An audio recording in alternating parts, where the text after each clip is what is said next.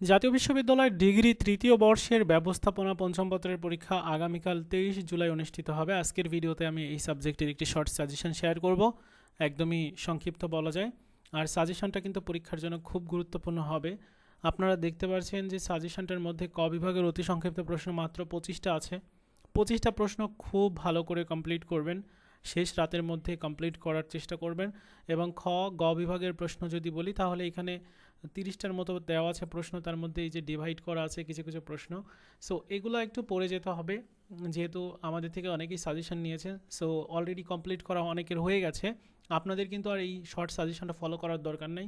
যাদের কাছে নিতান্তই সাজেশন নাই তাদেরকে বলছি যে এই সাজেশনটা ফলো করেন।